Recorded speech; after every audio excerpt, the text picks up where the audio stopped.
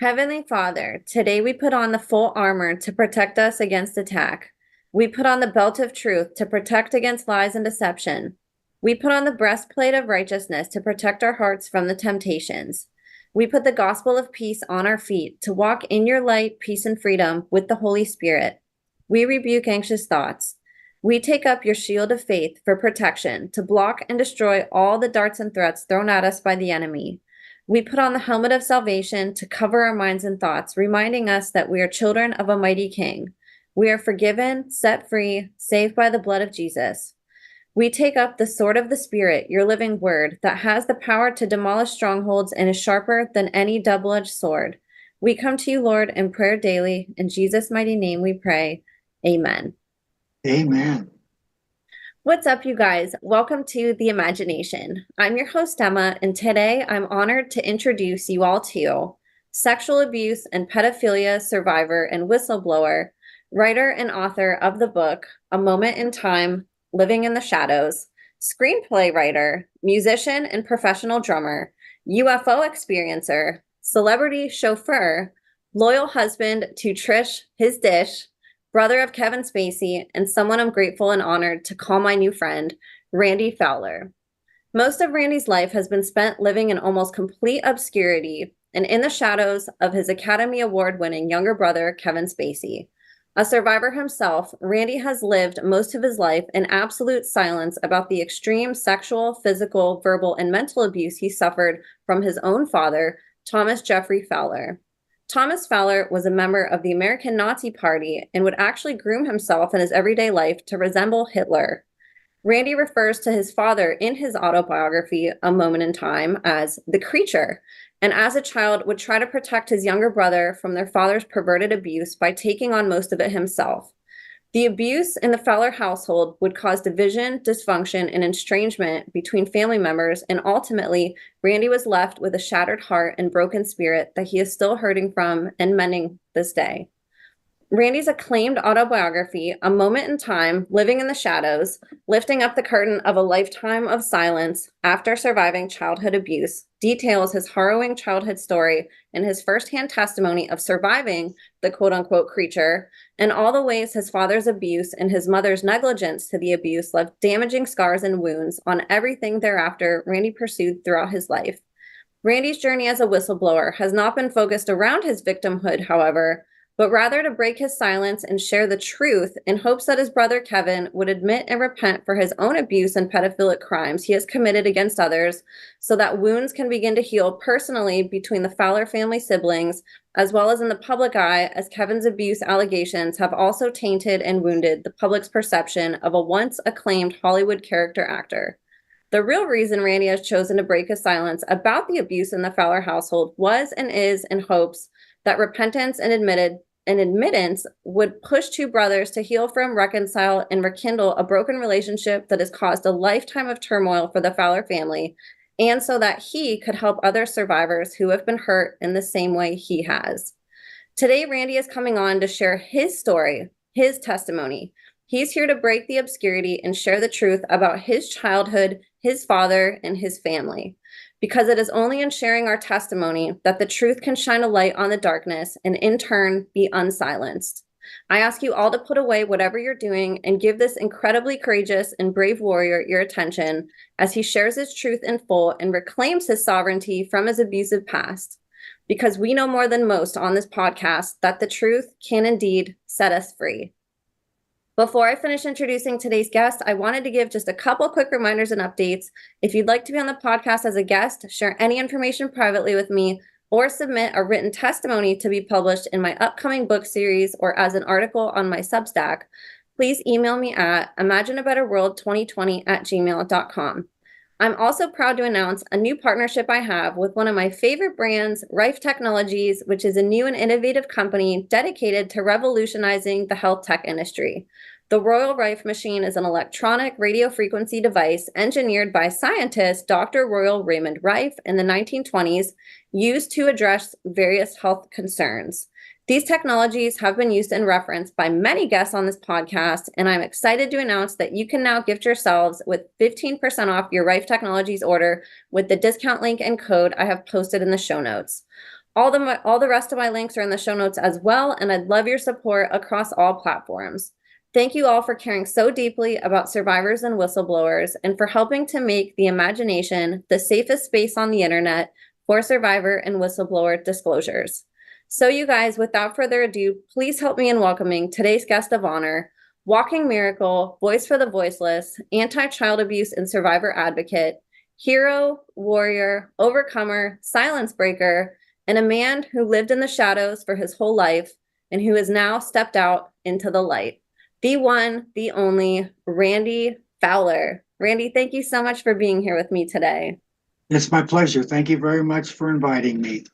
Absolutely. I was really touched by your story, and I think it's amazing how your journey of sharing your truth has been so helpful for so many people. So I really wanted to bring you on my podcast, which focuses on sharing survivor testimonies, because I believe you have a piece of that puzzle that can and will help heal somebody on the other side, and educate people like me who didn't grow up, in a extremely abusive home like you did. So I thought we'd go back in time for people new to your story and talk a little bit about your family, who your parents were, what they did for a living, and a little bit about their background and history that sort of leads up to you and your siblings coming into the world and what you guys had to endure.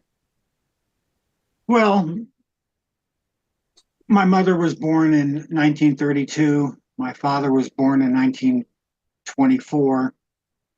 And my father married my mother when actually my mother was only 16 years old. And she lied on her marriage certificate so she could get married and get out of this abusive situation she was living in. Her stepfather was drunk, beat her all the time, and she would leave. And after the war, World War II, my father rented a room from her at a boarding house, and they, started courting, and they got married and had kids. But my father, at that point in his life, was already damaged from World War II, and became a real Hitler sympathizer and changed his views on the world and what actually transpired from 1939 to 1945. So they get married and they have 3 children. And from the youngest age I can imagine, like going back to, let's say I was 5 years old, my father started abusing me mentally and physically and emotionally. He used to beat me with a riding crop to force me to read. What should have been the love of words and language turned out to be a detriment in my life, because every time I would have to read, I associated it with pain. So my father didn't realize that at the time, otherwise maybe he wouldn't have done it. So I didn't do very well in school. I barely graduated, high school. I barely had the grades. And it was all because I was afraid to read. That was just one aspect, how it affected my life. And I would only read if it was like a manual or I'm trying to learn how to do something, but to actually sit down and read a book, it took me many years to be able to get over that phobia. So I started reading after I had moved out in 1975 and started reading, and the pain of that started going away. But it wasn't until 2012, when I went back to college to get another degree, that college was a whole different animal, okay, as far as reading. And I had to work through the process to be able to read about history mathematics, you know, philosophy, art. I took a huge array of classes. And I was able to completely break the bond of the discomfort of reading after I graduated. And I graduated on the dean's list. I did it because I believe if you don't do something right, then why, and you don't finish it, why bother to even start? You're not going to finish it. So I was quite dedicated. It took me 3.5 years to do it. And then that's when a few months later I wrote my book in 47 days, 96,500 words. And I was divinely inspired. I never shed a tear. And it was just amazing that I could do something that quickly that was so important to me to get my story out there, just to help one person. That was my original goal, not to help thousands of people. I had no idea of the impact that my story would have. And I never tried to get famous. I got famous for just being myself. You know, my brother is my brother. I got famous, especially here in Boise, Idaho, when I had my business, Rod's Limos, where I was a celebrity chauffeur. And people used to be able to go to my website and pick on the outfit they want me to wear. We posted like only 100, okay? And so I redefined the definition of what a chauffeur is.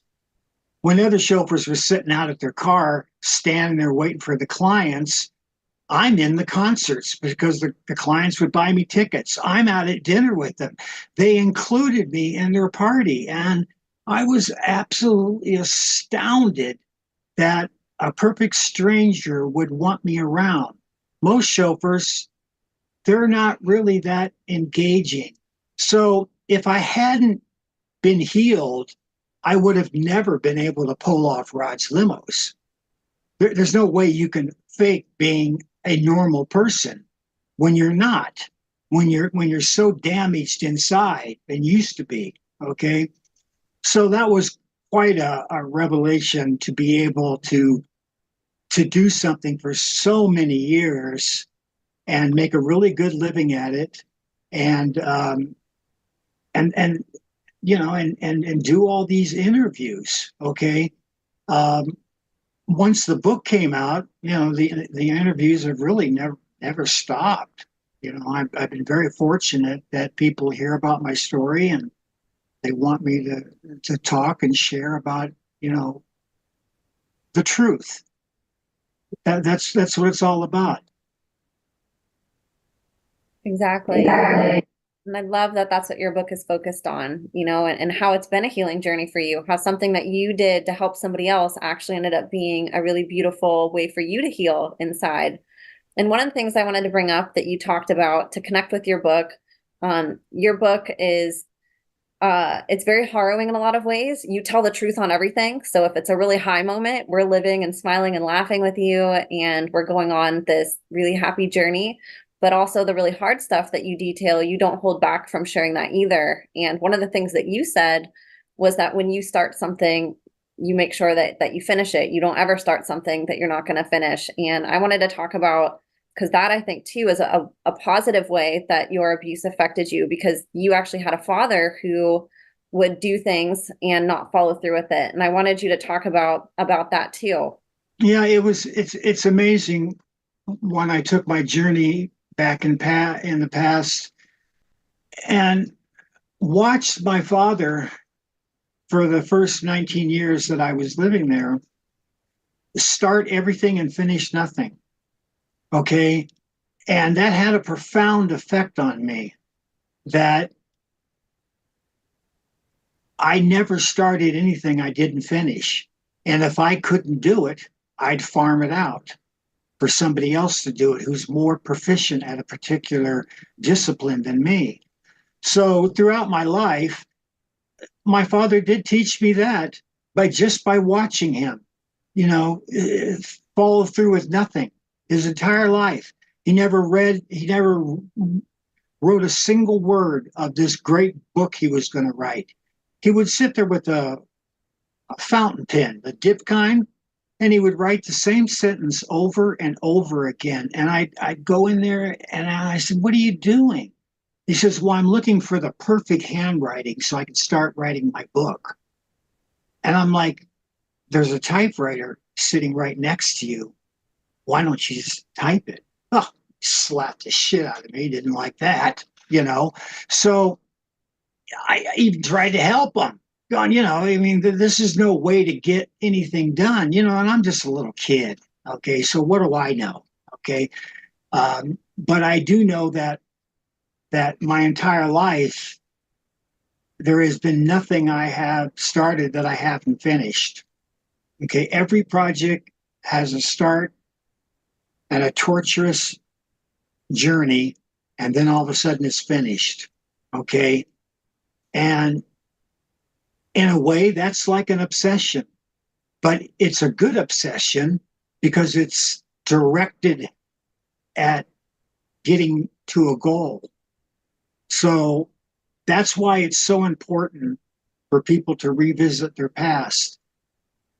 The other thing that's really important for people is you need to articulate and talk to somebody.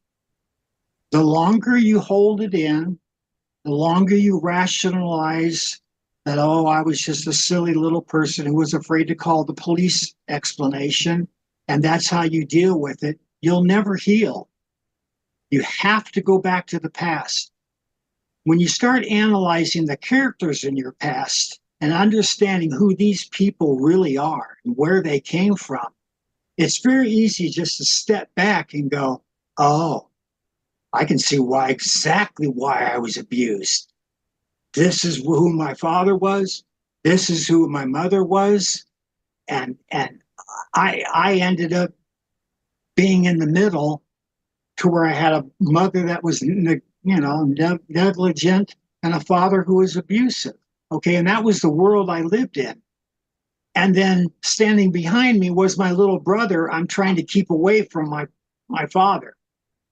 For all the years that I lived at home. But there was a period from 1975 to 1980 where I had moved out and my brother was still living at home. I wasn't there to protect him. I had no idea what happened.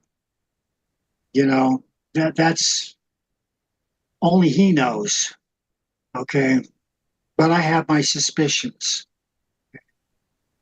Now, as far as your parents go, was there any that you know of pattern of abuse before them? Like, was your My father? father, my father was raised by a stepfather who was very strict with him.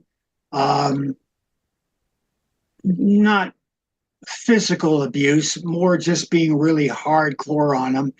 My mother was slapped around, that emotional abuse, things like that. So they both came from damaged goods. And my mother married my father because she thought that my father was a good bet. He was going to college. He was relatively educated. He was good looking. Okay. And my father represented a ticket out for my mother. That's why she lied on her marriage certificate, because she couldn't take it any longer. And I don't blame her. So technically, if my mother was married at 16, that means that me, my brother, and my sister all come from an illegitimate marriage, that they weren't really legally married. Okay, because she lied on the document. And that's just a piece of interesting trivia that I actually forgot to put it in the book. It was just one of those things that at the time, I guess I didn't think it was important, but that is interesting that, like, technically, my parents were never married. Even though they got a marriage certificate and all that, because I don't think you could lie on your marriage certificate. But we're talking, 1949. Okay, the Second World War had only been over, for 4 years, so. I guess they let things slide back then. You wouldn't get away with that nowadays. Totally. Did you experience abuse on sort of a daily basis, or what did that look like for you? Was there a pattern or things that would set your father off? And Well, he treat your the, siblings similar, or did they completely avoid the abuse? the abuse in one form or another happened every single day for years, years and years. My father would sit me in the office and lecture to me 8, 9, 10 hours at a time. Here I am going to military school because I'm acting out because I don't like being raped during the day when mother's at work. Okay. So my parents sit me down and said, we don't like the way you're acting. So we're going to send you to military school and you don't listen to us and we love you. So, but maybe you'll listen to somebody who doesn't love you. So and I'm thinking in the back of my head, why can't you just say it? Just say it. If I was not being raped by my father, I wouldn't be acting like this. I didn't have the courage. That's how frightened I was of the creature, of his retaliation, being beat all the time, being raped all the time. Okay. It makes you live in absolute fear. Okay. And that you can't move one way or another and you're in trouble. And my brother probably watched me and caught on really fast that shit, I better not do anything like, Randy. Otherwise, I'm going to get whipped too. So, I never saw any abuse to my brother while I was living in the house. Okay. So I have no idea. I just know what I experienced and how it affected me once I became an adult. Every decision that I ever made from when the abuse started until I met Trish My Dish was wrong. Everyone was based on emotions and not the facts.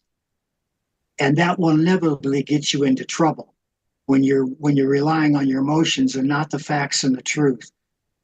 So, for 40 years, turns out that every decision I made was absolutely wrong. I shouldn't have made that decision. So now, for the last 30 years, my feelings don't matter.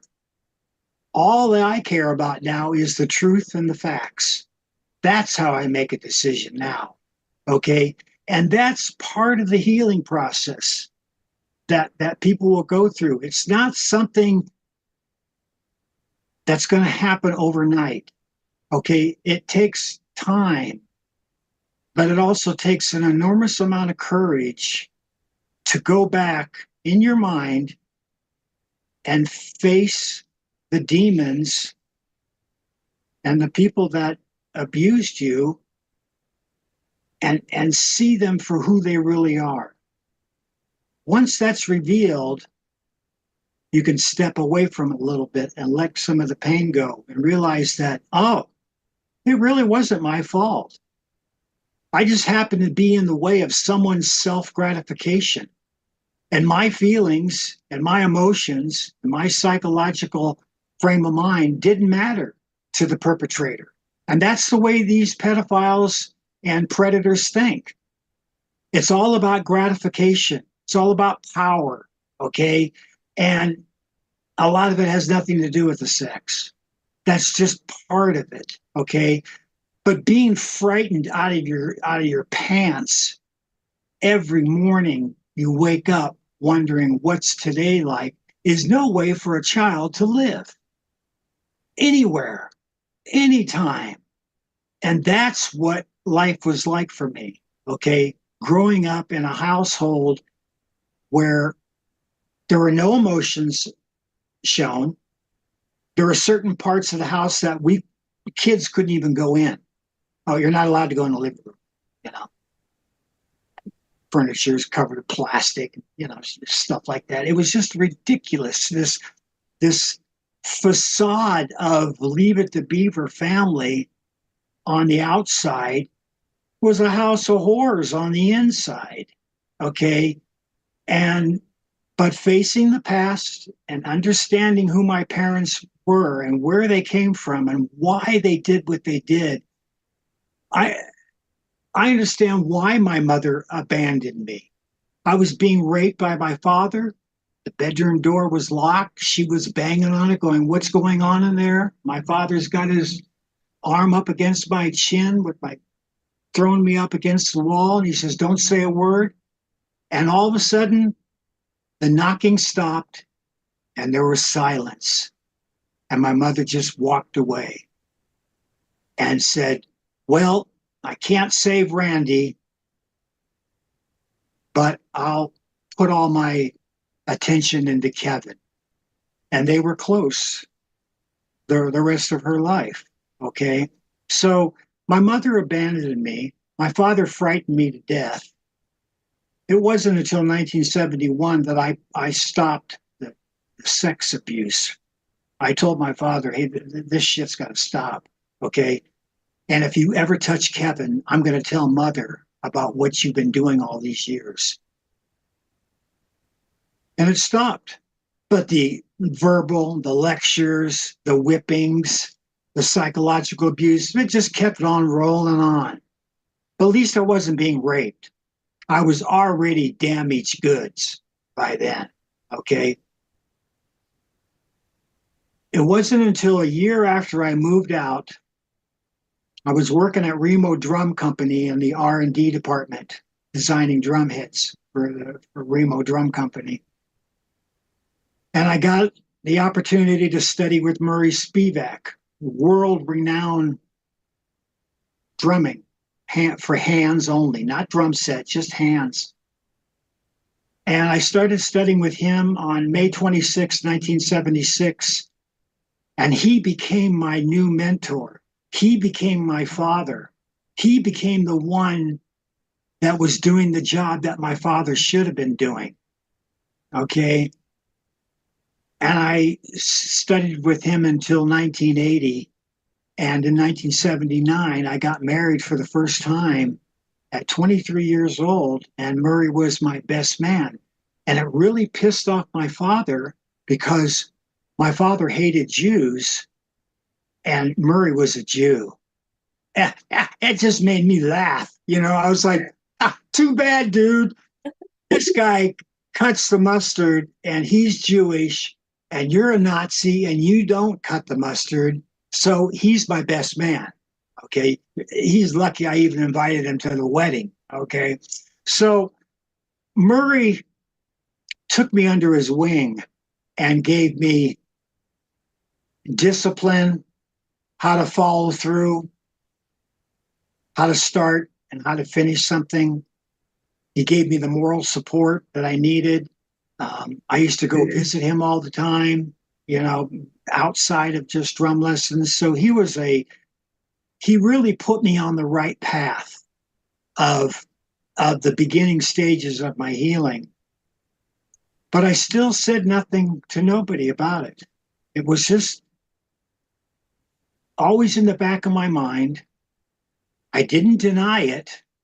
I actually embraced it because I was searching for the truth. And I had no idea how long it was going to take me to find the truth about my past. Well, I finally found it.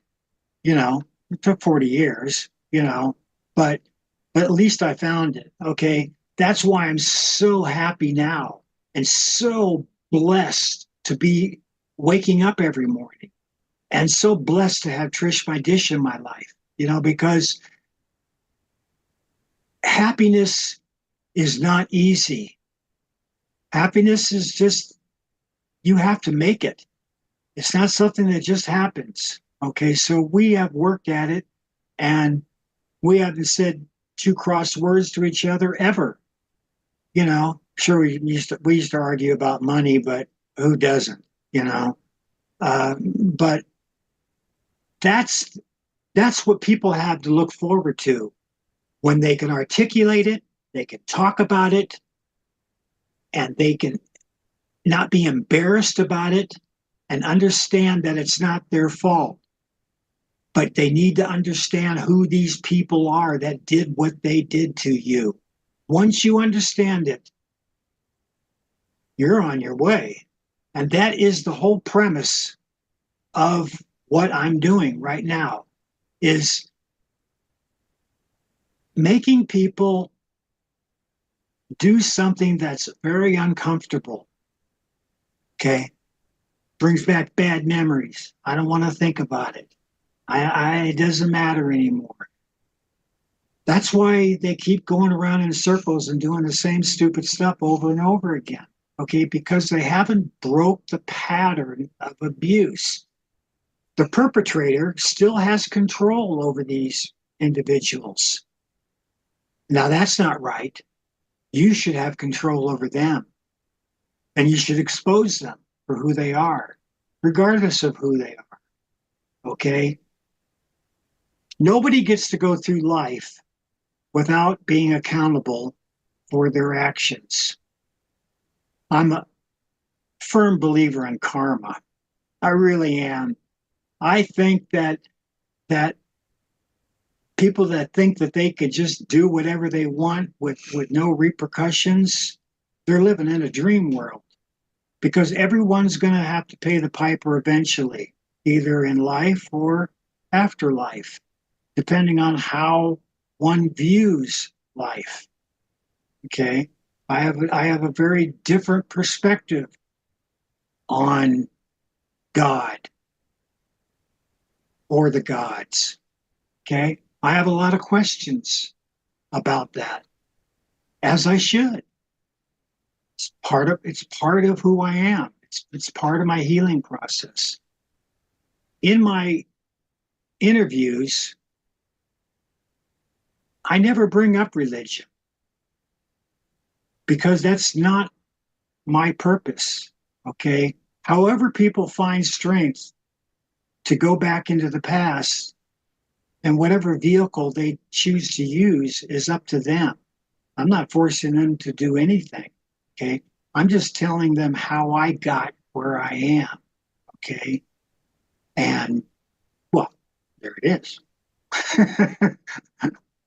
Now you have really the whole premise of your book is breaking the silence, and sharing truth.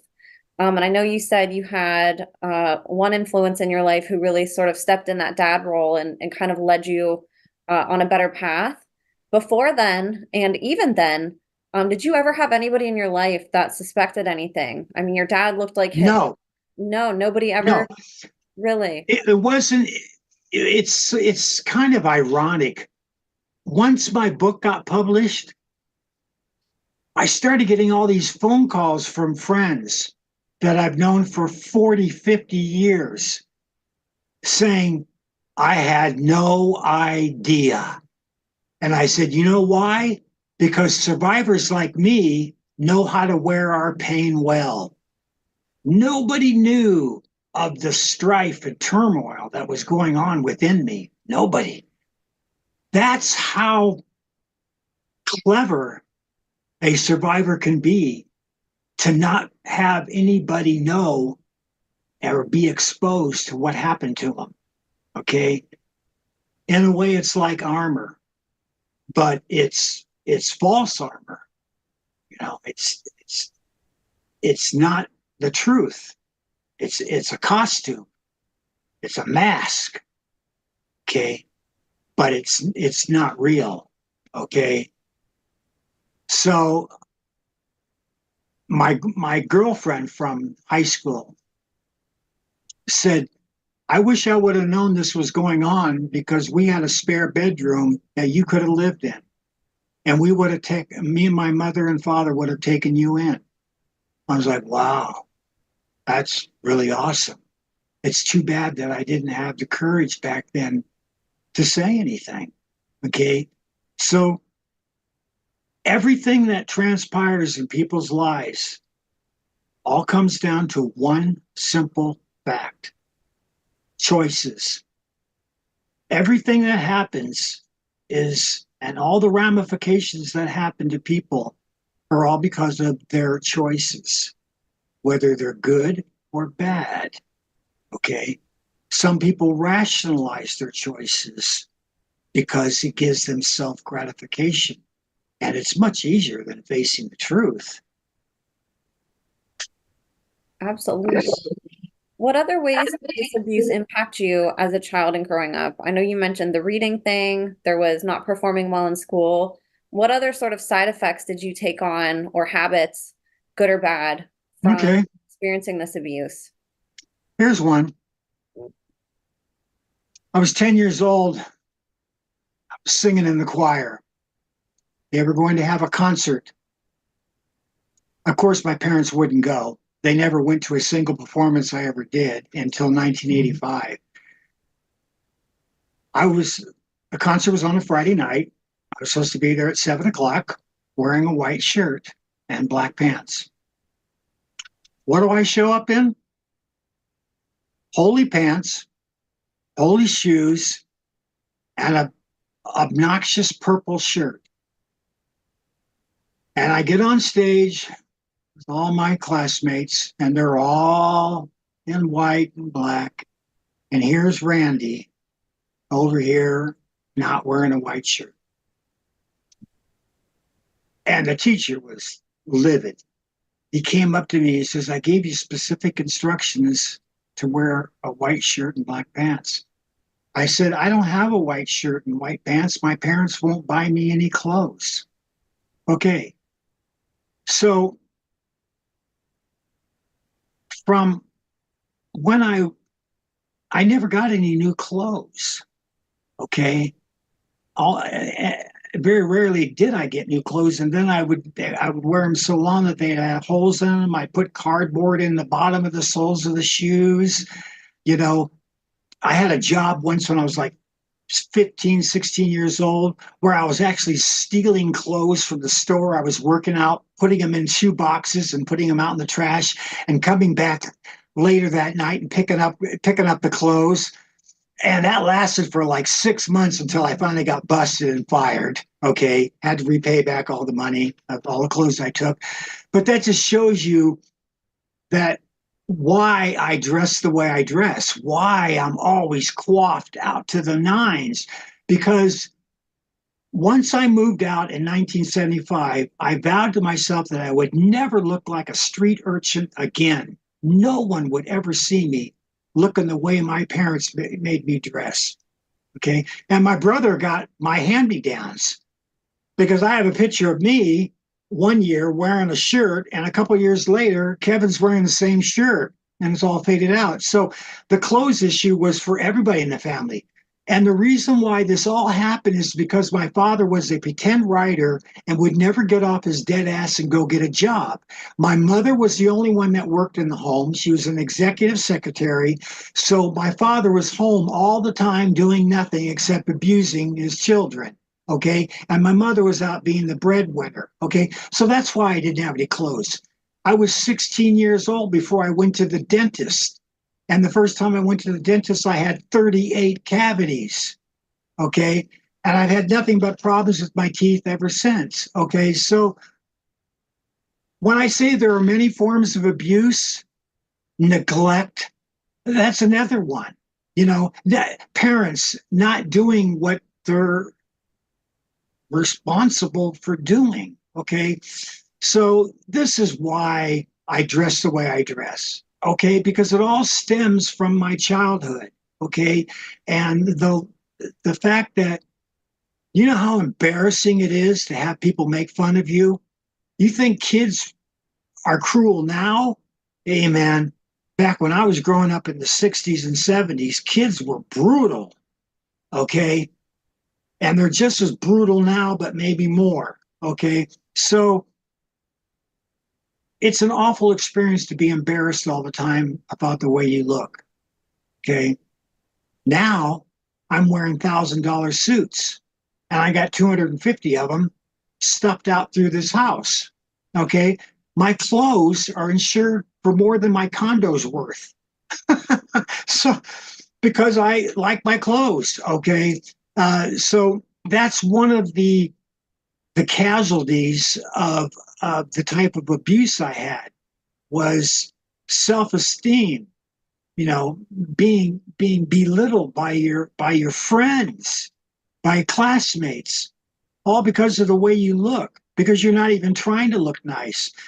So I would try to iron my pants and put a crease down the big hole in the pants and things like that. I'd try anything to camouflage the fact that I didn't have any clothes, to where I ended up stealing clothes just so I wouldn't have to be embarrassed. And stealing is wrong. So the vicious cycle was unbelievable, and those are just a few examples. My parents never going to any of my performances. There was one time when my father actually had a job, but he was living in Georgia in 1974. And it was the happiest year that I had ever had. I was drum major at the high school. I was the high school newspaper's cartoonist because I was an artist. And I begged my mother every Friday night to come see me perform on the field, being the drum major. And she always said no. And she was sitting in her couch, curled up with her book.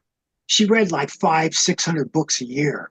Okay, she was an avid reader. Okay, but she would never come to see me perform.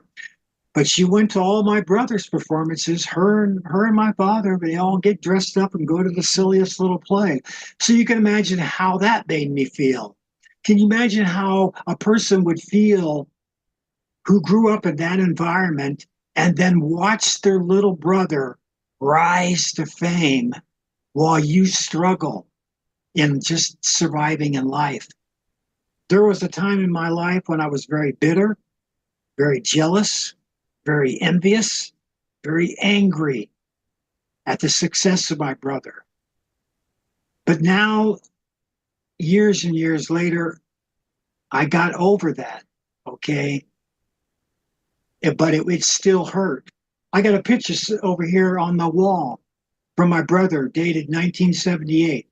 To Randy, I'll invite you to the Academy Awards when I win one. The Academy Awards have come. There's pictures of my sister, her husband, her kids, my mother. No Randy. And it wasn't until just a few years ago that I finally got the answer on why. I've been trying for 40 years to have a relationship with my brother, and I can't figure out why he doesn't want to have anything to do with me. So when my sister was speaking to me, I just came out and asked her, why won't Kevin have a relationship with me, Julie? She goes, oh, I can tell you exactly why. And I quote, I'll never have a relationship with Randy because Randy reminds me of the past. That was the answer that revealed everything to me. My brother is so frightened of me and the past that he can't have a relationship with me because it makes him think about where we came from. So it's all revealed to me. Kevin's like an open book, okay? Last month, I released a photo to a news agency in London for an interview. It was a photo that I'd never released to the public. It's from my private collection of my mother after she was diagnosed with a brain tumor and had less than a year to live, and my brother sitting next to each other on my mother's birthday, her recliner bed. And my brother went on Piers Morgan and some Como show and was whining his head off at me because I released a photo that supposedly I promised that I would never release. I never made no promise, and I released that photo on purpose to get a reaction, and even though it was a fake emotion, from my brother, to go back and look at the past. I think you'll find some answers there. I might be able to help you. And all he did was whine about me, but he would never answer the questions about, what about all these allegations? What about all these survivors of your conduct? Where's the apology? Nothing. He blames it on me over a silly photo. Okay, so that just shows you the state of mind that my little brother happens to be into at this moment. He thinks his behavior is okay. He thinks it's playful. But the psychological damage that had been done to these survivors that was revealed in that new documentary, Spacey Unmasked, it ran chills up my spine because some of the things these people were describing were some of the exact type of acts my father did on me. It was quite eerie to hear that Kevin was doing the same things to other people that my father was doing to me. And my brother's rich and famous and powerful and can promise people the world. Okay, and people are so starstruck over celebrities nowadays that they're like idol worshipers, and they think they're getting into one situation, but it's a totally different situation from the person who's about to possibly abuse you or be a predator on you. So that's the paradox of the world that I live in right now. My brother represents everything I'm fighting against, yet I still want my brother back. I'm still hoping to force his hand into making amends with me and go ahead and take a journey back and past with me. And maybe we'll discover something together. Maybe you can get your career back. Maybe you can apologize to all your victims. Maybe you could endorse my book. Kevin will never get back in Hollywood until he makes amends for and takes responsibility for his actions. So I'm not going to just say nothing just because Kevin's my brother. He expects me to say nothing. He just expects me to just live my life and not help people. Well, I'm sorry, that's not going to happen, and it hasn't happened. I'm trying to help one person at a time. It only takes one sentence to trigger something in somebody, to get them to think about something that they never might have thought about. And it will take them to a place that they're afraid to go to. But if they have the courage to go there, the answers are there. The light, it's the light. The light of truth is right in front of everyone. But people are afraid of the truth, especially when it deals with themselves. I'm one of the lucky ones. I should be in prison. I should be dead. I should be an alcoholic. I should be a drug addict. And I'm none of them. I took the hard road. I sucked it up and figured it out all by myself. I didn't have a therapist. I never went to a therapy. I'm not saying that people shouldn't, but I did get a letter once from a lady that said, I just read your book and realized that I just spent the last 20 years at a therapist and it did me no good. And I read your book and I'm all done with my therapist. That shocked me. Okay. That because unless you've lived it, how can you talk about it? You know, there are people out there, blabbing their mouth off, and they have no idea what it's like to survive child abuse. They just don't get it. And child abuse comes in many forms. Not all of it's sexual. Psychological and emotional damage is extremely dangerous to a person in their later life because they'll make all their decisions, like I said, based on the feelings and not the facts. Okay, so I don't expect people to be able to change overnight, but as long as they can talk to somebody that they trust and articulate the words, writing it down is okay. But there's something that happens when you can speak it. Okay, it opens up a whole new dimension for people when you can talk about it. Okay, and when you're not afraid to dwell into everyone's closet of horrors, and everyone's got them in one form or another. I am not unique, okay? I'm just a person who's not afraid to talk about how I got where I am now and where I came from. That's what this whole thing's all about. It's about the journey of healing. And like I said, it doesn't happen overnight. Me, it took about a year for me after I was with Trish that I was finally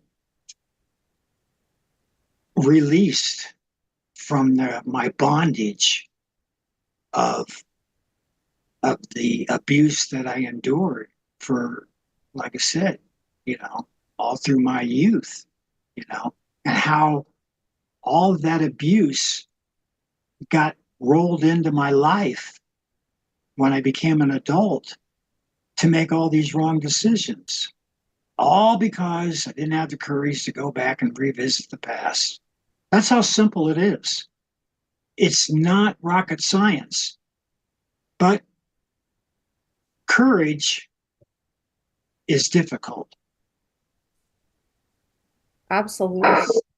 What do you think is the biggest difference if you had to speculate? Because you and your brother grew up in the same family, different abuse levels, obviously, and different familial structure as far as relationships with parents and whatnot. What do you think was the difference between why he took the route he did, where he sort of turned into the perpetrator, and you turned into the advocate and the one that healed?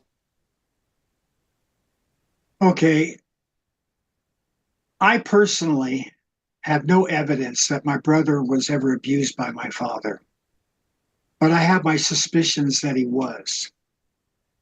And it all comes down to perspective. From my perspective, it destroyed my life. If it happened to Kevin, his perspective was maybe he didn't look at it as abuse and he liked it. I believe my brother went into acting as a vehicle to attract his victims. And the more power, the more famous he got, the more emboldened he became. My brother's been caught, but he's never been convicted. Hollywood has shunned him, and my brother hasn't quite realized that there is no more Kevin Spacey. All that's left is Kevin Fowler, and he's going to have to find a way to live with that, okay? But for him to be emboldened after winning 2 lawsuits, saying, "See, I told you I wasn't guilty." No, you just haven't been convicted. If you weren't guilty, then why did House of Cards fire you? Why was there lawsuits filed on almost every single movie you made over harassment? Okay, everything that's transpired, my brother created himself. I didn't do it. It was his choices. Okay, I'm trying to get him to make a different choice about me and about who our parents really were. My brother worshiped my parents, as he should have, because they gave him everything. He wanted for nothing. He never was a starving actor. My parents bankrolled him from the very beginning.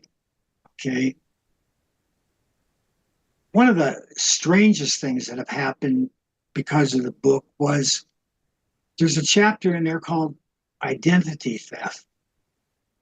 For the last 40 years, all the events that defined the character I am today, my brother has been claiming happened to him.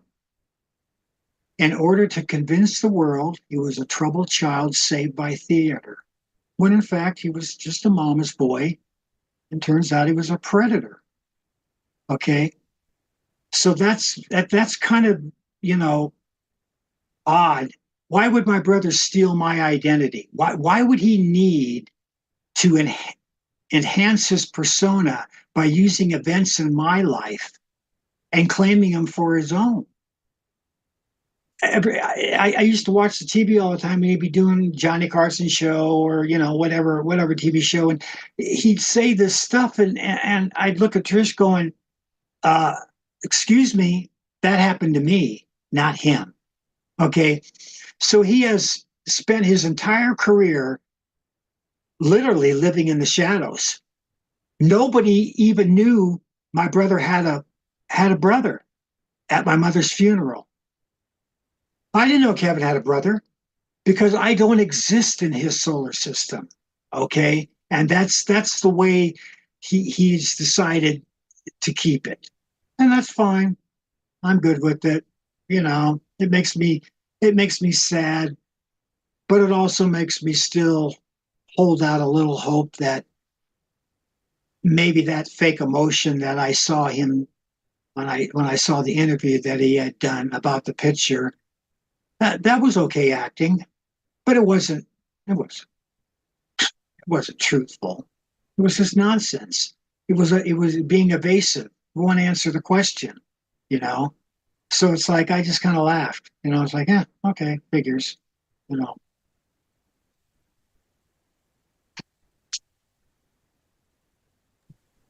Sorry, I was muted. Let's go back and talk about a moment that you just talked about, which was your mother's funeral, because that was actually a really defining point in your life, and it transpired, probably the reason why we have this book today. So I'd love for you to talk about that instance and, how that event in your life affected you. After my mother was diagnosed with a brain tumor, she had her mental faculties for about 6 months. She had been begging Kevin to send me a plane ticket so that she could talk with me. I think my mother wanted to reconcile the past with me about the behavior of her and her husband, who had been dead since 1992.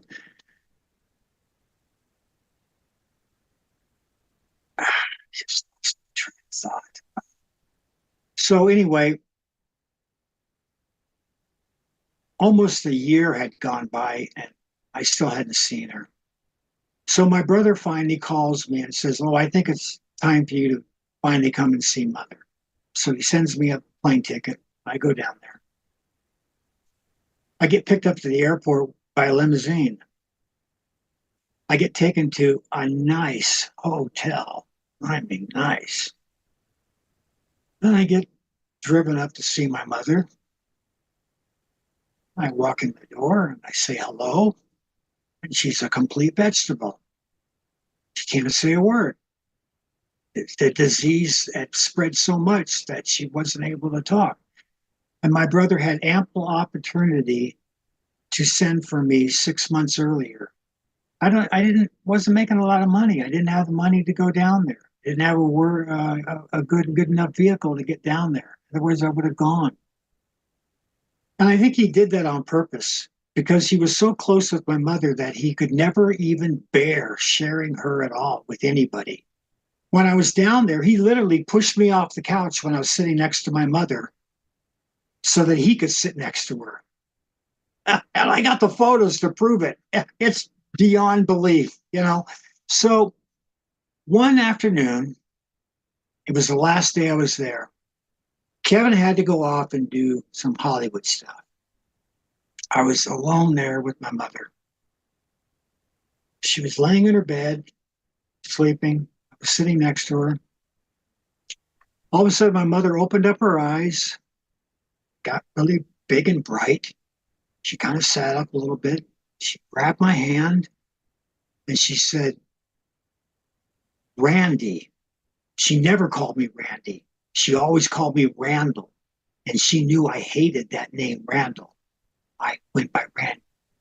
She grabbed my hand and said, "Randy, everything will be fine." And then gone again. That was my resolution. That was it. That's all I got. But the joyous thing about the whole situation was my brother wasn't there to interrupt it. Okay. It was my only time with her. And that's all I needed to hear. Okay. That was it. I finished the first version of the book. The writer, the lawyers were too afraid of Kevin suing them. And I said, that's what I want to happen. I want my brother to sue me over a book. You realize what it would do to book sales? Hello. They couldn't deal with it. So I fired him. And I sat on the book for 10 years. And right after I got out of college, after getting my degree, I wrote that book. And just like that, divinely inspired, have no idea how I wrote it. I don't know if I've already said 47 days, 96,500 words later to be able to I'm done. Just like that. 15 topics. There it is. Okay. And I gave it to a clinical psychologist to do the editing so that she could put the psychology end of it into the book intertwined with my story. Okay. So she's still the co-author of the book, And it was just a few pages that I wanted to change because they were too watered down for my taste. So that's why I changed it in 2020, And so now I just do interviews and I live a happy life, But that moment in time with my mother, to think that that's all I got, that had to do. That was it.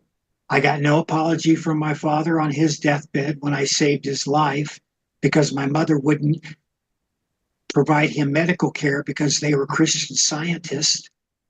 So I got the Adult Protection Agency out and had her removed because I wanted to save my father's life because I wasn't going to let him die until I got an answer on why.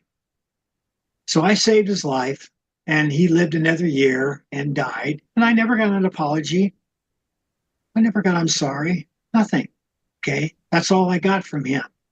And that's fine too, because I figured it out all out on my own. Okay. So I appreciate that time with my mother. Like I said, it was the last time, and all I have left are memories that carry no pain anymore.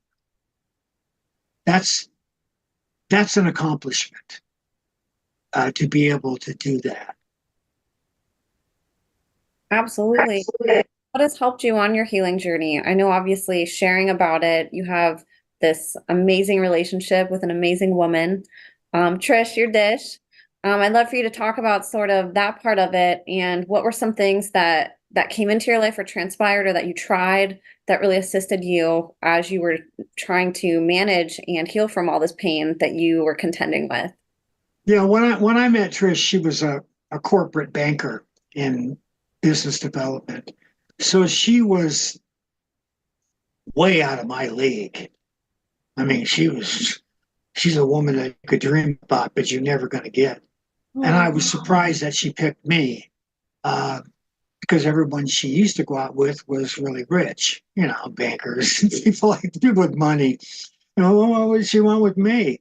And that was one of the main reasons why I decided to go ahead and tell her who I was and where I came from and what had happened to me, because I was thinking in the back of my head, she's going to get tired of me and send me down the road in 2 years. Okay. And she didn't. And we started, she helped clean up all the unpaid clients from Breck Graphics. We started a company called Video Motion Images together and produced television commercials and stuff for the Nature Conservancy and the Red Cross. We made some really good money.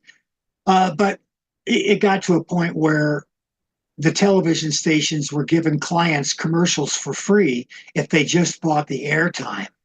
Now, granted, the commercials were not very good.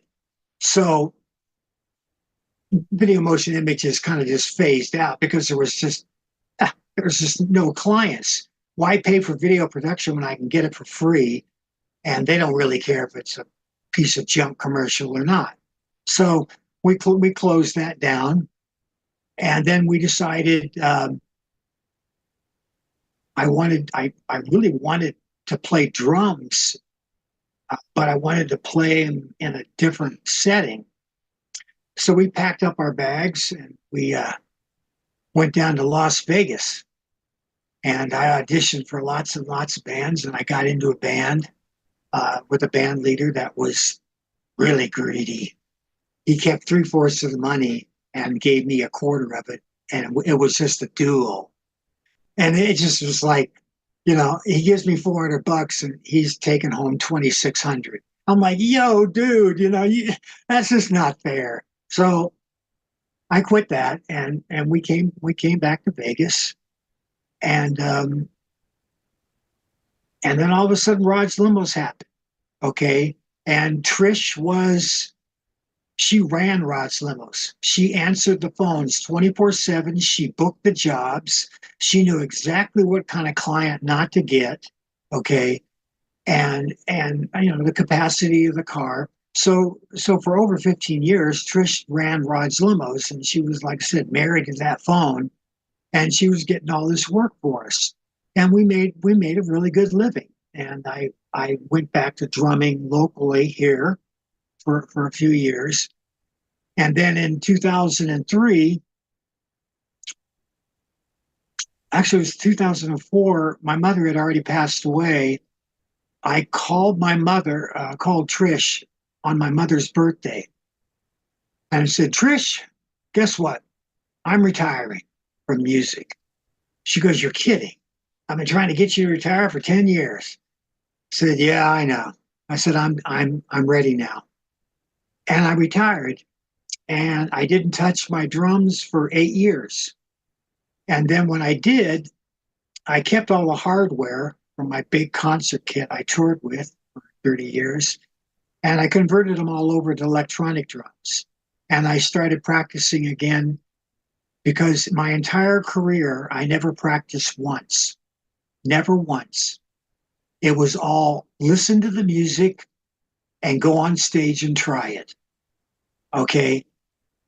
So I never got a chance to work out some of the real things that were intimidating, grooves and patterns and stuff that I just couldn't feel them. I just couldn't get the right note placement. So I went back and reinvented myself as a drummer.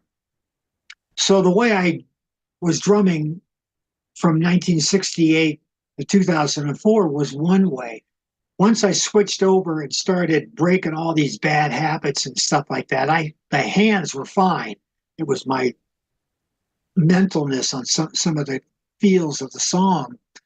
And once I conquered all those demons, I went on a mission and started recording all these YouTube videos. I think there's like 75 on my original YouTube site. And then years later, I just got through recording 19 of Toto's hardest songs. And they were my interpretation on how I would play the song if I would have been in Toto at that time. So that took 6 months of rehearsal, over 500 hours, and then another 3 months to record 19 songs. And what was amazing was I was able to keep my concentration together for each one of those 5, 6, 7 minutes, because not only was I being recorded, I was also being videotaped. And that's a whole different animal too. When you're on camera and it's being recorded, it can be very intimidating. But I managed to get through them, and I finished all that. And it's now been 1 year and 2 months since I've touched my drums. I completely walked away from it because I was so burned out, so emotionally drained out of switching from the way I used to play electronic drums to how would I play this Toto music if I would have been in the band. So I had all the ghosting. God, really pretty impressive. Even I was shocked, going, "Oh, wow, that's good. Print it."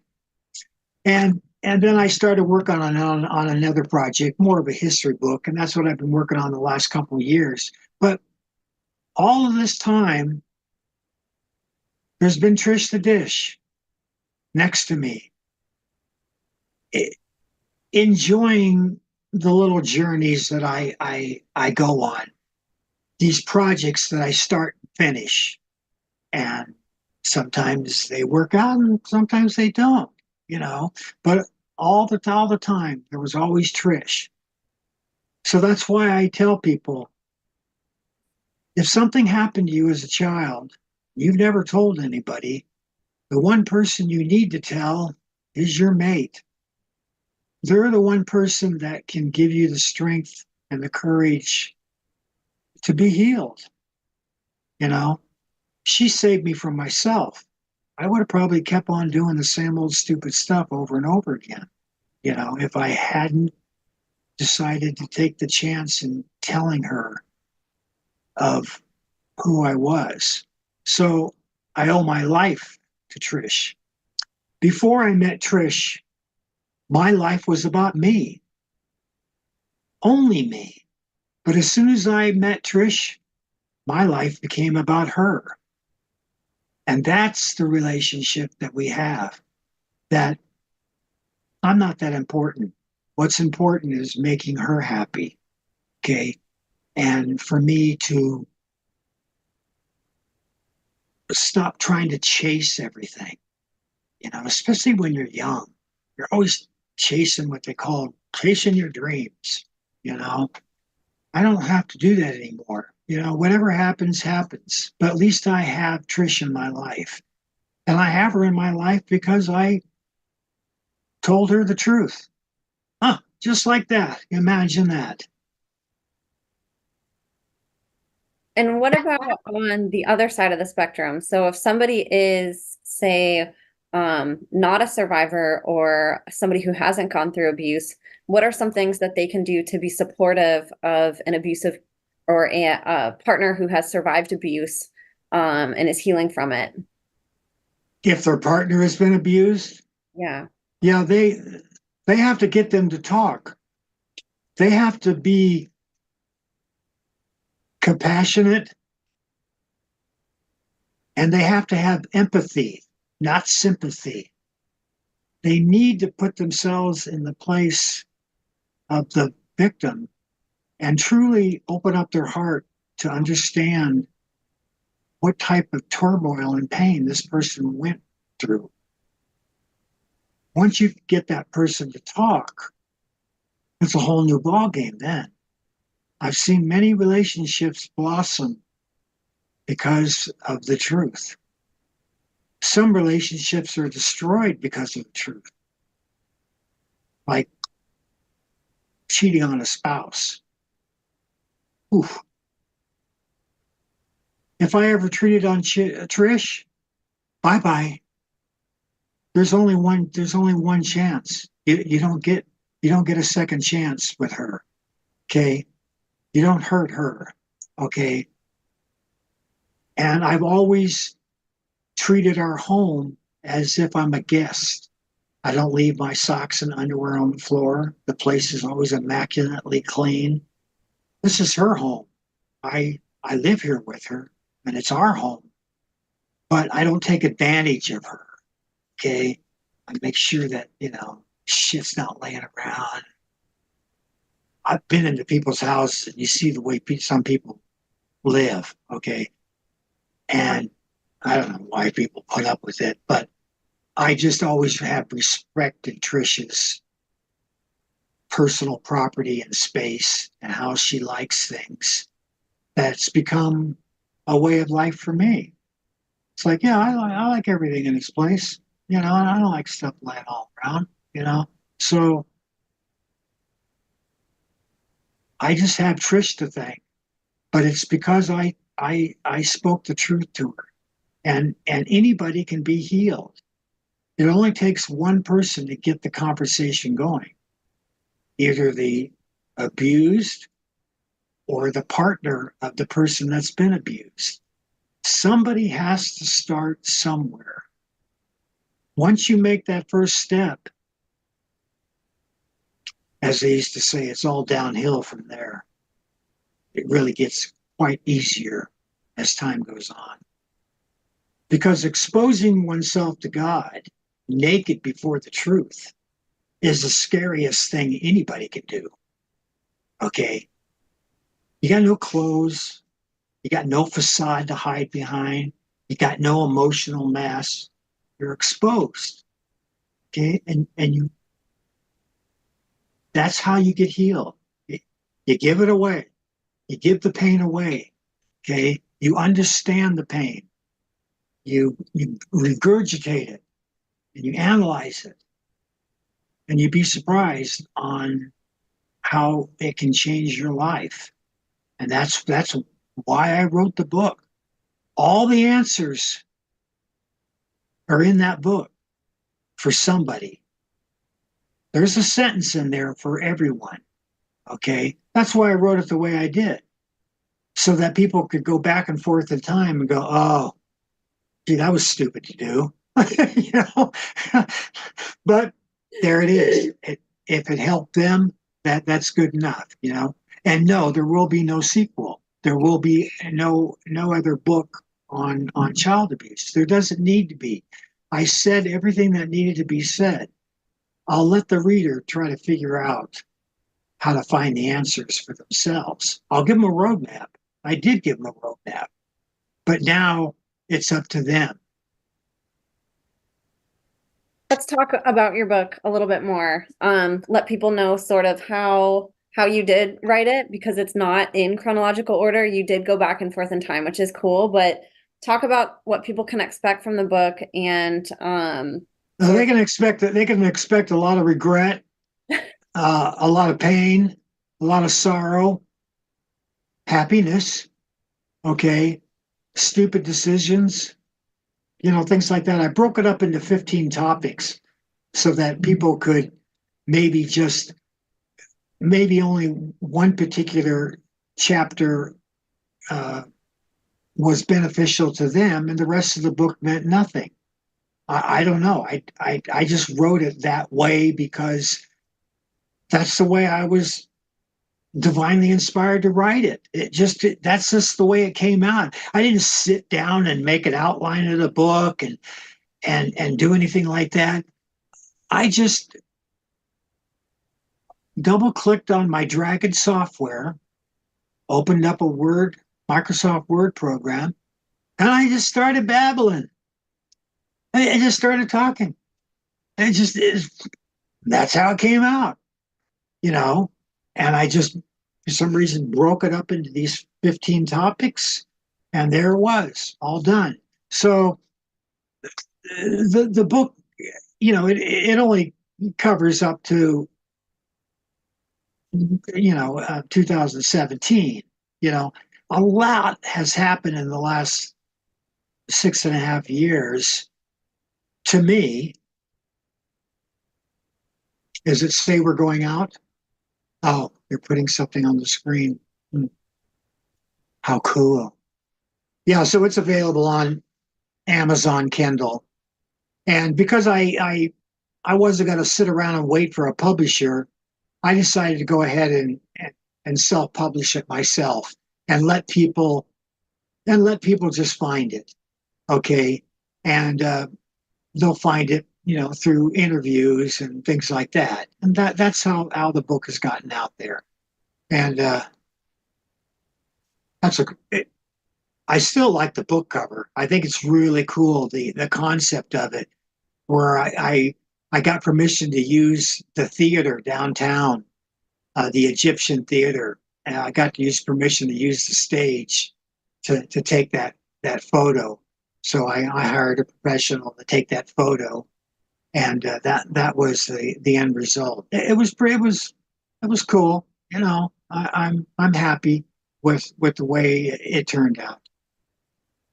I like it too. It's awesome. And I love your outfits. I love how you ran with making something that was so negative into something fun for you. You know, Yeah, the zoot suits are like 70s, 80s, and then you got the shirt over the collar, which is like the 70s, and you got the scars and the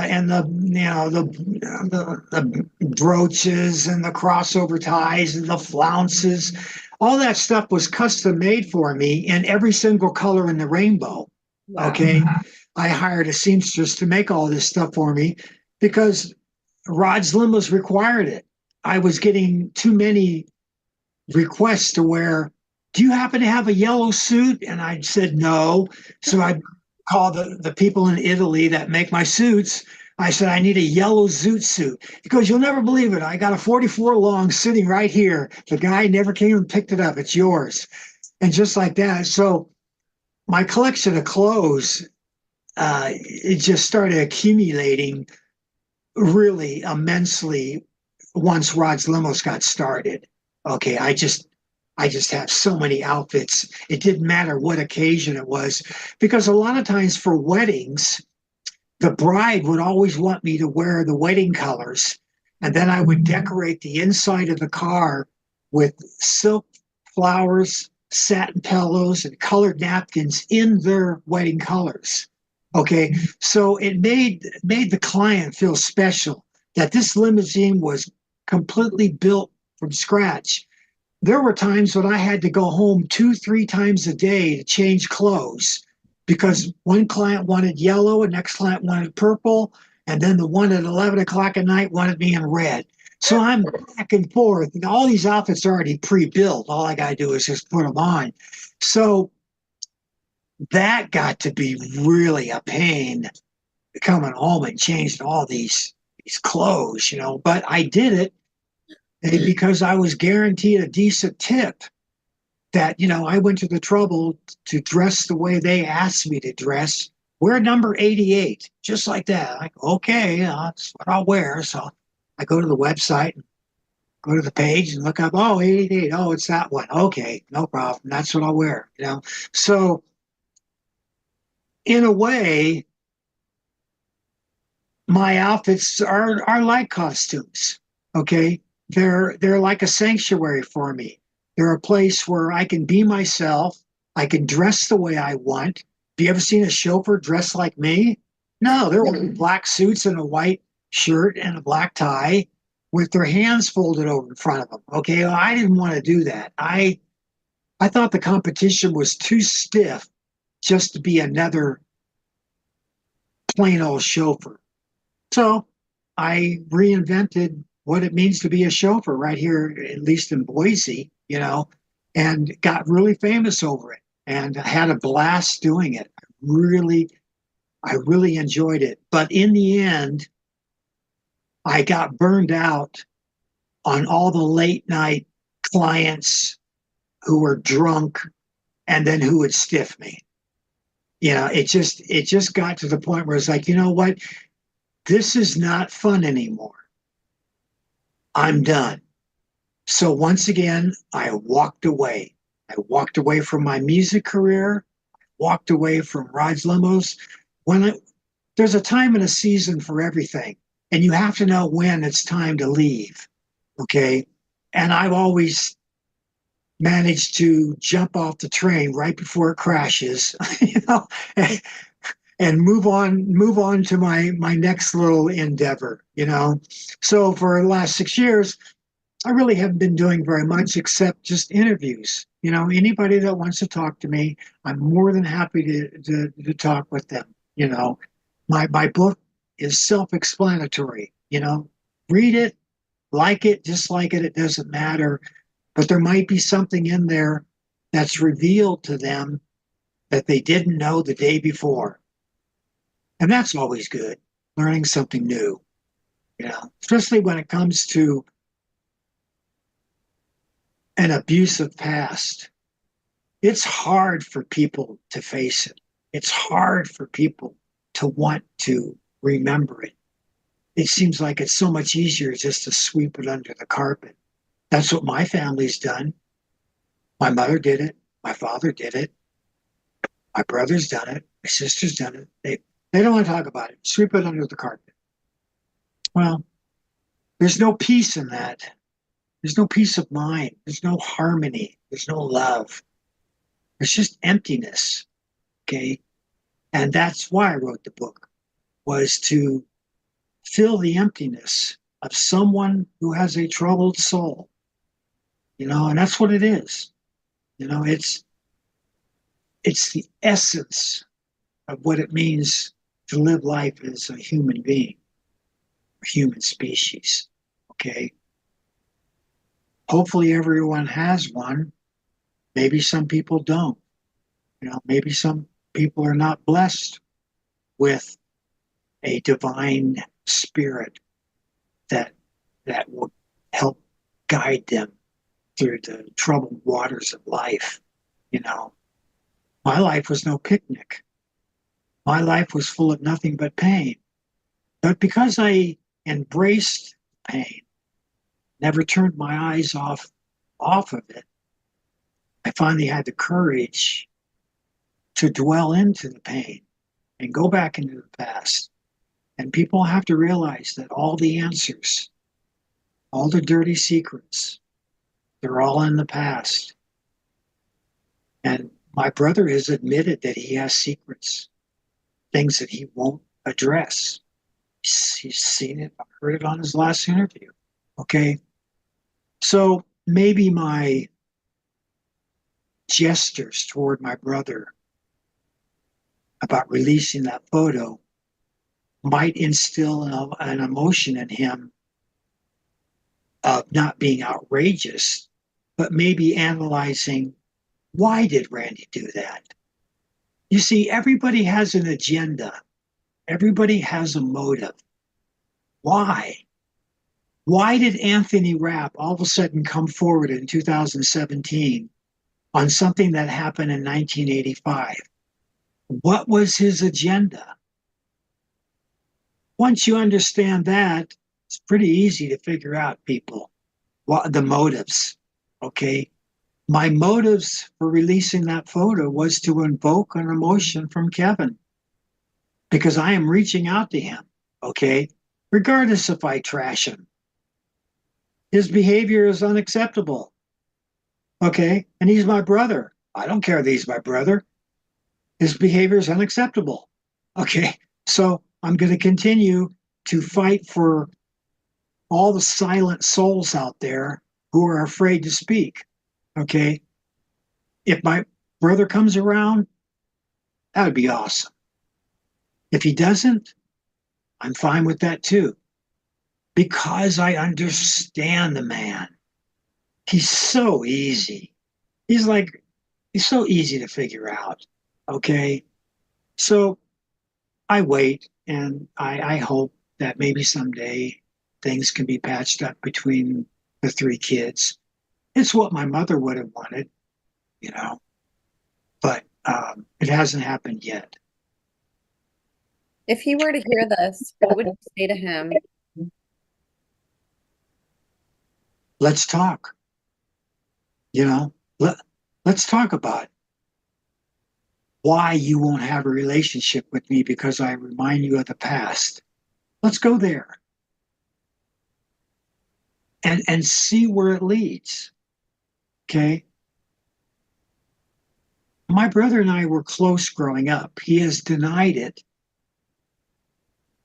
that we were. That's okay. I can understand why he denies it. Because I'm the keeper of the truth and all the secrets, he's deathly afraid of me. That's why he never sued me. Okay, he's afraid of the truth. He's afraid of the past. So therefore, he can't have a relationship with me. I'm hoping someday that he can grow beyond that he can grow beyond Kevin Spacey and just go back to being Kevin Fowler. Because your choices put him where he is now. I didn't make the choices for him. He did. And that's what life's all about. Choices, good or bad. And how were those choices made? Were they made off of feelings, or were they made off of facts? Those two topics are invaluable when you're trying to heal a damaged soul. And that's what I'm all about, is healing souls. Frame it however one wants to frame it, you know? That's why I don't use religion, because religion is a trigger point for people. If God is real, why did God let me get raped? Okay, so you can see why I avoid religion, because it's a trigger point. So they blame it on themselves, or they don't, or they blame it on God. Hey, listen, my arguments with God a long time ago, I'm all done with that. Okay, it gets you nowhere. Okay, accepting the truth, that's what sets you free. Okay, and however you get there is how you get there. Okay, not one way works for everyone. That's just the way life is. My way worked for me. It may not work for somebody else, but maybe something I said in my book will excite someone to do something different that they didn't do the day before. And that's what I'm hoping, just to heal souls. Okay, because it's no fun going through life being in pain, emotionally, psychologically, physically, sexually. Okay, and letting the perpetrator get away with it with no accountability. That means that they're still in control of you. And that's why my father's not in control of me anymore. My mother's not in control of me anymore.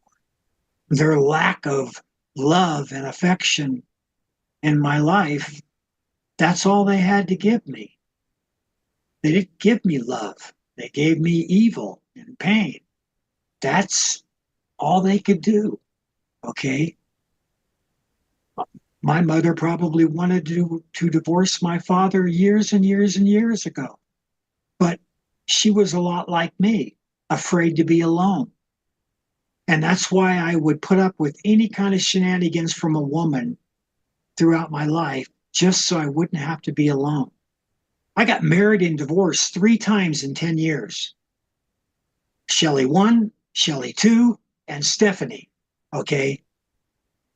The S's weren't working out. Okay. They're all shit. So I changed. Yeah, I went to the next letter in the alphabet, and all of a sudden it's T, and it's Trish. And I've been here ever since. Okay. But my 3 ex-wives knew nothing about what happened to me. I just didn't have the courage to tell them. I was too embarrassed. Okay. I lost out on being a daddy. I lost having a loving child that called me daddy in my life, because I was so afraid of having a child that would turn out like my father that I never wanted to have kids.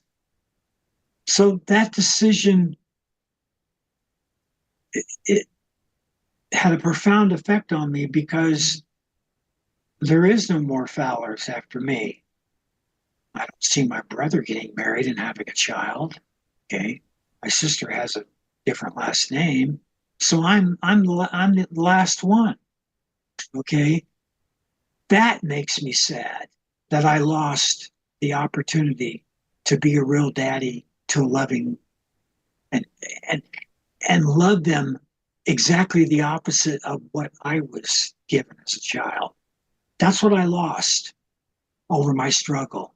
That's the big regret that I in my life, that I never had a family. Okay. Had a bunch of ex-wives. But now I have Trish. Okay. And she makes up for all of it. Okay. And she's made this house so comfortable and loving to be in. All of our animals, stuff. What more could a man want? Okay. I'm retired.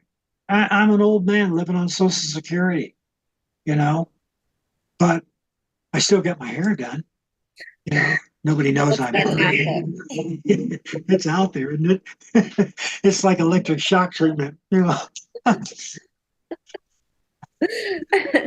And then along these lines, if there's somebody listening on the other side of the screen who is where you were at many years ago in your life, where you were silencing yourself, filled with shame and guilt, not speaking out, and just very isolated and having a hard time contending with the abuse and the side effects of it, what advice would you give that person?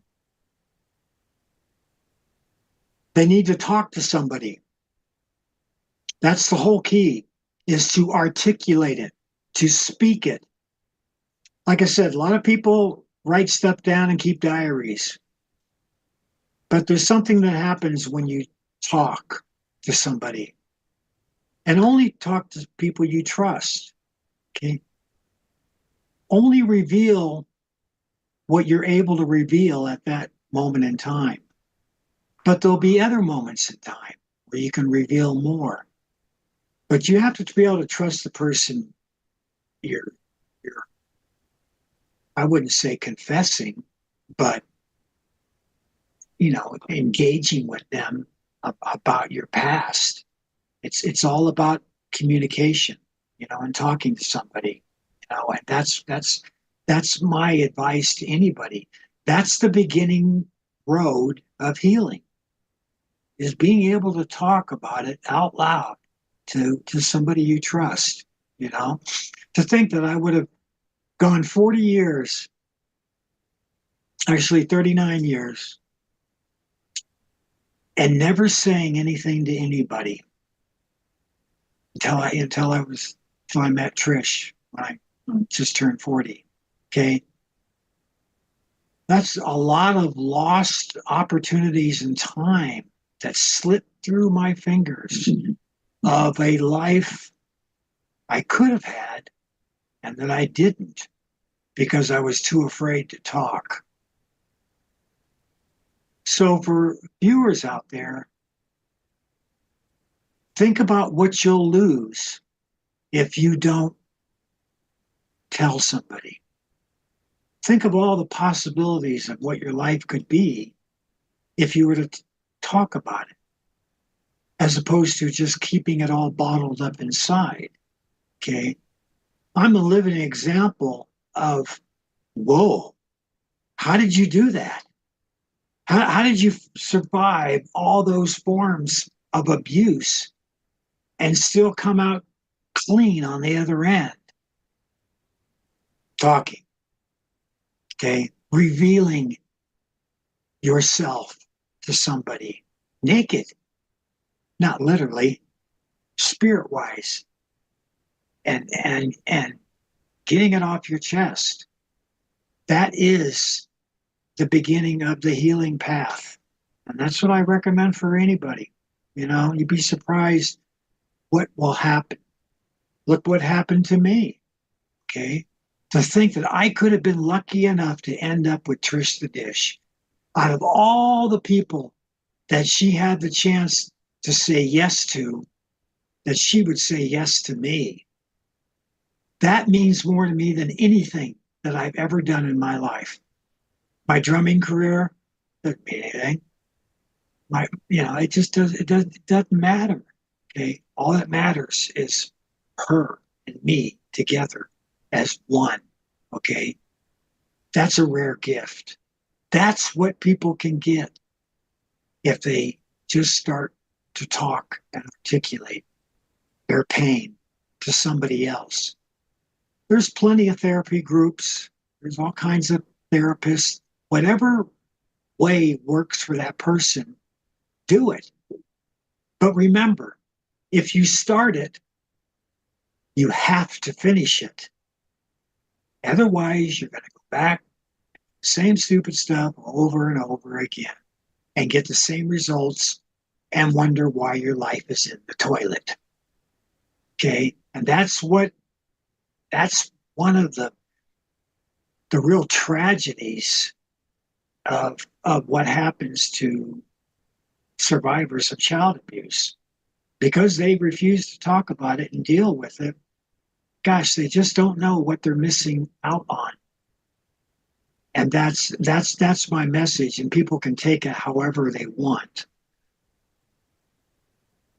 That was such a wonderful answer. Thank you for sharing that. And it's really, really inspiring to see somebody like you who had just the most horrific childhood, and you should have been a statistic. Maybe you shouldn't even be here today, much less be healed and happy and in love and sharing. And here you are, and nobody would ever just meet you and not know your backstory and think that you went through all of this because you are just in such a healthy, vibrant, and just incredibly loving, beautiful space in your life. And Yeah, it's and and the thing about it is that it's real. It's who I am now.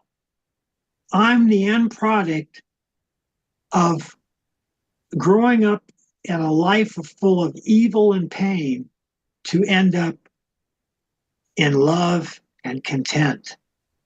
That's quite a shift in one's life. Granted, it took me 39 years to figure it out. So maybe somebody who's only 20 years old, gosh, that's an extra 19 years that they could be living a happy life if they just dealt with it now. And children are difficult because children act out or they act in. I did both. Okay. Acting in did nothing but hurt me. Acting out got me shipped to military school because of my behavior. Okay. So trying to deal with this when you're young is very difficult, especially when the abuse comes from a family member. Whew, it's double tough. Okay. The statistics are pretty low for a survival rate of people that have been abused by their father. Okay. And like I said, there's all kinds of abuses. There's marital abuse, couples beating the shit out of each other. You know, there's that kind of abuse, there's sexual abuse. But the most traumatic abuse is the emotional and psychological. That's really quite a lot of damage that can be done, besides the sexual abuse, because it confuses you on who you are, and it makes you think that it's your fault. Okay. And it just plays with your head. And it takes a while to be able to understand everything about what happened to these people. They have to be courageous enough to look at their perpetrator right in the eyes and see them for who they really are, not what they present themselves to be, but the truth of them. That was very liberating for me because it gave me a different perspective on life, you know, and that what my parents did to me, no parent should ever do to any child. But this is what they chose to do. And I chose how to deal with it in the only way I knew how at the time. If I would have known back when I was a young boy, 14, 15 years old, that I could actually go to the police, file a report on my parents, regardless of the consequences, having the courage to do it, my life would have been very different. I might have turned out better. I might have turned out worse. I could have ended up in some foster home in a different form of abuse, you know? So young people have a hard time with this. You know, you know, the older you get, the harder it gets because you let it go for so long that it's so hard to break through the barriers of what you've been programmed psychologically to think and feel. That's why I say, listen, if this stuff is going on in your house, You got to say something right now. Don't wait. Don't wait like I did. Okay. Do it now, regardless if it busts your family up. These predators are performing crimes against humanity. Okay. During World War II, they killed a lot of people for doing just that. Crimes against humanity. Okay. They went to the way of the dodo bird. Okay. And that's what these abusive people do. They completely destroy the psyche and esteem of an individual. Okay. And they're left with an empty shell. I wasn't empty. I was just full of confusion, rage, jealousy, not understanding why this was happening to me, having no answers, having no one I could trust, especially my parents. Who am I going to tell? You know, so that's why I just tell people, if it's going on, say something now. Don't let it go on anymore. Don't let the perpetrator have control and power over you, because you'll be their prisoner forever if you choose to go that route. I didn't want that route. I I wanted to be able to make a choice for myself that promoted love. Okay. And that's what I've done in writing this book and doing these interviews. Loving this is who I am. I love all these people out there. They're all hurting, millions and millions of them, and they're all afraid to talk. And that's why I just say, don't be afraid. Take that first step. Say something. If anybody, you know, get the ball rolling. Because nowadays, you can't even spank your child without the adult protection agency coming by. I'm sure if you made a phone call that you're being sexually abused by a parent, I bet stuff's going to roll real fast nowadays. In my time, no, there was no Oprah. There was no Phil Donahue. There was no place for anybody to say anything. It was all to sweep it under the carpet. And that was an entire generation of people that have felt this way, this baby boomer generation. Just sweep it under the carpet, okay? The new generation, like the Gen Z and beyond, that's a whole different breed of people, okay? They grew up always knowing technology, never not knowing having a computer or a cell phone, okay? I grew up when I had my own answering service that answered my phone when I wasn't there. It cost me $30 a month, $1 a day to pick up my phone calls when I wasn't there. Okay. There was no computers. All it was pencils and paper. Okay. So it's a whole different world now. And the kids nowadays are much more savvy, much more in tune to the world, but they're also glued to their devices too much and don't spend enough time searching for the answers that plague them, you know. So it's the baby boomer generation that I'm trying to really reach. These people, anybody born after 1995, different generation. The abuse is still going on, but they handle it a lot differently than people from when I was, growing up. So if I can do it, did it matter that I didn't find out until I was 40? No. But guess what? I'm 68 years old now. Okay. I've had 28 beautiful years. Okay. I could have had more if I just would have spoke up sooner. And that is my message. Speak up. Don't be afraid. The only one who's afraid is you. Okay? The person you're going to tell, they're not afraid. You have to get past yourself from being afraid. That's how you get healed. And a lot of people go to church. A lot of people go to group therapies, all kinds of stuff. AA, Alcoholics Anonymous.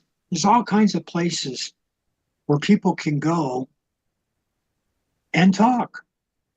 Okay? You're not isolated like you used to be, before computers. Like I said, it's the baby boomer generation that I think that I've been targeting all along, was people that grew up with my mindset. The civilization that I grew up in from 1956 to 2024 is very different than the world that from 1995 to 2024. Totally different planet than when I was growing up. Okay. So that is basically my message for people. Talk. Stop being a coward. Face the demons. Because if you don't face them, who will? Wow. You think you're just gonna get mysteriously healed? No. It's going to require a lot of pain and a lot of growing and a lot of maturing and a lot of accepting of myths and legends and nonsense and washing it all away. And what's left? The truth. That's all that matters. Truth and facts. Next. And that's how I treat this whole situation. Just the facts, Jack. That's all I need. The truth will set it free, right? That was Yeah, really and that's a funny thing you should say that, because it's right in the Bible, and it's so funny that nobody ever seems to really retain anything in the Bible, especially everything written in red, which is very little. Okay, but if the planet Earth followed what was just written in red, this planet would be completely different. We are a narcissistic society who cares about greed and power and wealth and control over people and domination. We are not a species that takes care of each other. Okay? People say they care, but they really don't. There's a few people that care, but most of them don't care. They're so wrapped up into their own little trip. Okay? I'm trying to get people to just loosen up. See the truth for what it is, regardless of when you were born, when this happened to you, what type of abuse happened to you. It doesn't matter. It's all abuse. It's all abuse. Okay? And I pray that people will see the light. And thank you for Andy. You really are just a bright light in this world and in the survivor community. And we're all so lucky that we get to hear your testimony. Thank you. I always look at somebody like you and I'm just like, gosh, like you should literally be a statistic. Like there's no way you should be here. And we're learning from you after everything that you went through. You should be home. And I'm not a rich man, and it doesn't matter. But I have something that most people would kill for. Peace. Peace. That was what I ended up with, and I couldn't ask for anything more. We're really lucky that we get to hear your testimony and be inspired by you. And thank you. I appreciate it. I really appreciate all the work that you've done too. You don't make much off of this. This is, your book is genuinely for people to be impacted by. It's not so you can make a ton of money from it. It's so affordable. No, that's why I don't advertise. I didn't write the book to make money. I could care less about the money. My mission was to help one person. That was it. End of story. Okay. I had no idea I was going to do what I did, but hey, that's cool. I'm all happy with that. One less person living in pain. Wow. That's just awesome. To be able to affect someone's life in such a positive way, to have them be healed from the pain that they went through. Okay. It's no ego thing to me. I got no ego. That's all been stripped away. All that's left is me, Randy B. Fowler. That's it. Okay. All my accomplishments, they don't mean anything. All that matters is that I have peace because I wasn't afraid to talk. That's the message. Well, there it is. Amen. And I want to give you an opportunity to share anything that you're working on and to remind people where they Oh, no, I can. can't. It's a secret. I can't. Everything is a secret right now. Nobody knows anything what I'm doing. Okay. It's too out there, and I'm having a lot of time doing it. I've been working on it for 2 years, almost 2 years. It should be done by the end of this year, and then we'll see where that adventure takes me. It should be a lot of fun. If we have more surprises, we'll have to get you back on so we Oh can. yeah, you bet. Anytime. I love talking to you. What's the SS back there behind you? So I have, I don't advertise much either, but I have an LLC that's called Stand by Survivors, and it's a website that has resources for survivors. They can go on and see documentaries, find books to help them along their journey. And this stands for the business Stand by Survivors. So it's Okay, SS. so will my interview with you today be on that website?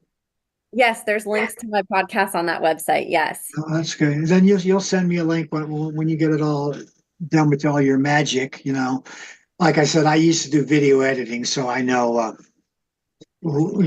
what it's like. It's a lot of work. Well, I was doing it back in 1995. Okay, Gosh, way different back then. a 1 gigabyte hard drive cost me $1,000. Oh Okay, my and it was God. a big giant hard drive that you plugged in. Okay, now I can buy a 564 gigabyte hard drive for $39. You know, because back then I couldn't keep a library of stuff on my computer because it took up all the hard drive space. 1 gigabyte, I was lucky to get one commercial on one drive. So and now they're on these little sticks. So it's really, the technology has really come a long way, and I'm sure it's a lot easier. I use Video Pro to do all my editing for my drum videos. Here's the thing about that. There's no audio on the video. All there is clanking on the pads. I shoot the video and record the video at the same time. Then I have to literally go in and line up the audio with the video. And I can't be off by one frame, because by the time you get to the end of the song, click, and then I'm late. So you can imagine how much time it takes, because the computer is so old. It's still running on Windows Vista, but the programs are great. They export out perfect videos, all cleaned up, and all the fancy graphics and stuff that I do. But they take a long time to put together because I have to line up the audio and video because there's no time code. Nowadays, you just drop it in and you're done. It's totally different, from what I'm using now. But it's still a lot of fun. I don't see myself recording anything else for a while, because I did, my lifelong dream was to do the Toto songs. I really wanted to do them, and to spend basically 11 months on just one project to get 19 songs. That was a long time. That was a long time to spend. To think that I spent over 500 hours practicing to get those songs perfect. That was really challenging. But I finished it, and I was really happy about that. So anyway, there you have it. That's awesome. Well, before Yeah. we start wrapping up, I can't have you on without asking you about your UFO experience. Uh, I've had actually three in my Okay. lifetime. I had one in 2022, I had one in 2017, and then the first one was in 1968 with my brother. July, I think it was July 1st, 1968. Me and my brother are outside looking at the stars. We saw this big green ball with a yellowish gold something in the middle of it. It was up there for like 20 minutes. And we saw it together. And that was my first UFO experience. I started getting into UFOs when I read Eric von Daniken's book, Chariots of the Gods. I read that in, like, I think it was like 1976.